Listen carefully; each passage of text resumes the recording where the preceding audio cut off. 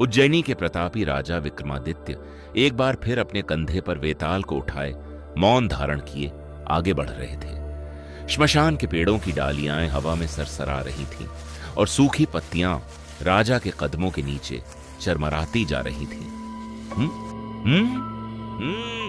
राजन, आज मैं तुम्हें दूसरी कथा सुनाने जा रहा हूं। ध्यान से सुनना, क्योंकि इस कथा में बुद्धि, विवेक और नारी शक्ति का अद्भुत संगम है। राजा विक्रम कुछ नहीं बोले। उनका मौन ही उनका उत्तर था। किसी समृद्ध नगर में एक प्रसिद्ध सेठ रहता था। उसका नाम था सेठ वल्लभदास।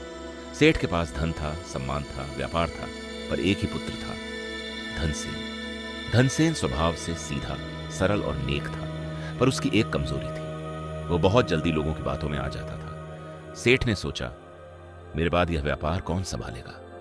इसी चिंता में उसने धनसेन का विवाह एक योग्य कन्या से कर दिया। उस कन्या का नाम सुमति था। सुमति केवल सुंदर ही नहीं थी, वह बुद्धिमान, धैर्यवान और दूरदर्शी भी थी। उसकी आंखों में समझ की चमक थी और उसके शब्दों में संयम। नगर के लोग कहते थे, यह कन्या सोचती कम नहीं, पर बोलती बहुत नपी तुली है। कुछ ही वर्षों बाद सेठ वल्लभदास इस संसार से विदा हो गए। घर में शोक था और व्यापार की पूरी जिम्मेदारी धनसेन पर आ गई। शुरुआत में सब ठीक रहा, पर जैसे ही लोगों को पता चला कि धनसेन सरल है, वैसे ही लोभी रिश्तेदार और चालाक व्यापारी सक्रिय हो गए।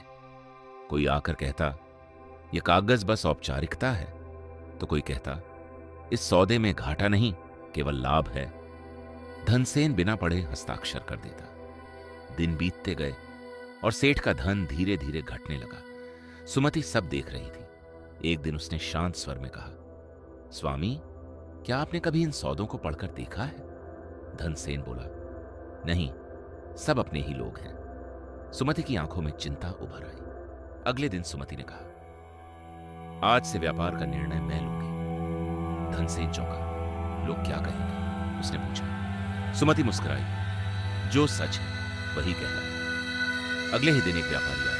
उसने कहा, बहुत लाभ का सौदा है। सुमति बोली, पहले एक प्रश्न का उत्तर दीजिए। व्यापारी बोले, पूछिए। सुमति ने पूछा, वह क्या है जो जितना बांटो उतना ही बढ़ता है?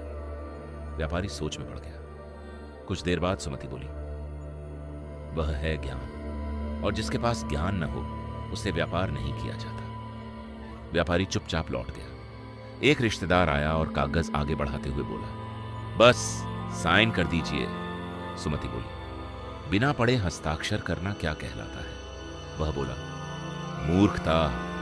सुमति ने कागज फाड़ दिया। धीरे धीरे नगर में यह बात फैल गई। सेठ की पत्नी बहुत बुद्धिमान है। अब जो व्यापारी आते, ईमानदारी से आते। धनसेन भी सीखने लगा। व्यापार फिर से फूलने फलने लगा। कथा समाप्त।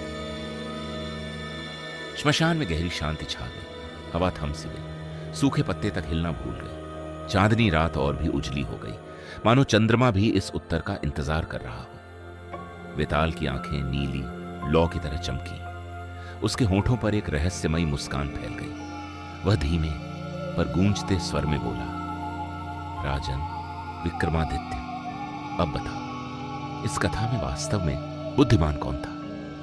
राजा विक्रम क्षण भर रुके। उनकी आंखों में सत्य चमक उठा। धर्म ने उन्हें उत्तर देने को विवश कर दिया, लेकिन जैसे ही राजा के होंठ हिले, वेताल जोर से ठाका मारकर हंस पड़ा। उसकी हंसी श्मशान की दीवारों से टकराकर चारों दिशाओं में गूंज उठी। अगले ही क्षण वह राजा के कंधे से धुएं की तरह उठा और हवा में विलीन होता हुआ फिर उसी वृक्ष पर जा लटका। राजा विक्रमादित्य कुछ क्षण वहीं खड़े रहे। फिर उन्होंने गहरी सांस ली, तलवार को संभाला और बिना कुछ कहे एक बार फिर वेताल को पकड़ने के लिए अंधेरी राह पर आगे बढ़ गए, क्योंकि वह जानते थे, जब तक वेताल की कहानियां शेष हैं तब तक राजा की परीक्षा भी जारी रहेगी। अगर आपको यह कहानी पसंद आई हो तो वीडियो को लाइक करें, शेयर करें और ऐसी ही रहस्यमयी कहानियां सुनने के लिए हमारे चैनल को अभी सब्सक्राइब करें।